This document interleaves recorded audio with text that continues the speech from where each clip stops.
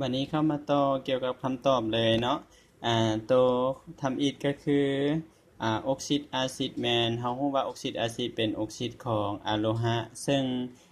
ธาตุไนโตรเจนจะอยู่ในจุ 5A เนาะซึ่งเป็นอะโลหะและก็มาดก็เป็นธาตุที่นอนอยู่ในจุ 6A ซึ่งรวมกับออกซิเจนจะเป็นออกซิดอาซิดเพราะว่าเป็นออกซิดของอะโลหะเนาะบัดนี้ออกซิดบาเซอร์แม่นออกซิดที่เป็นออกซิดโลหะซึ่งธาตุสังกะสีเป็นธาตุที่นอนอยู่ในจุสำรอง B เนาะเหล็กก็เป็นจุสำรอง B ซึ่งเป็นโลหะบัดนี้อาซิดเป็นธาตุผสมชนิดหนึ่งซึ่งประกอบด้วยธาตุมูลไฮโดรเจนอยู่ในหั่นเนาะ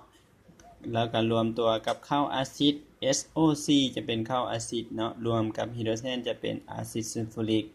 ตัวนี้ก็เป็นอาซิดคือกันซึ่งเป็นอาซิดที่ไฮโดรเจน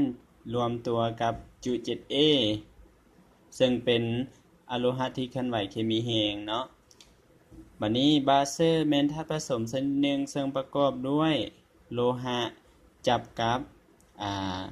ข้าวไฮดรอกซิดซึ่งเป็นข้าวบาเซอร์หรือว่าเฮาเอิ้นว่า OH แล้วก็ตัวนี้ก็เป็นบาเซอร์คือกันจะอ่านว่าอะลูมิเนียมไฮดรอกซิดเนาะส่วนเกลือธาตุผสมของเกลือเป็นธาตุผสมชนิดหนึ่งซึ่งประกอบด้วยโลหะจับกับข้าวอาซิดซึ่งไฮโดรเจนหรือว่าไฮโดรคาร์บอนัตได้เป็นข้าวอาซิดแล้วก็ตัวนี้โลหะจับกับข้าวอาซิดซึ่งเป็นอิออนดิโกมัสก็รวมกันกับกาลีจะเป็นกาลีดิโกมัสซึ่งเป็นธาตุผสมของเกลือ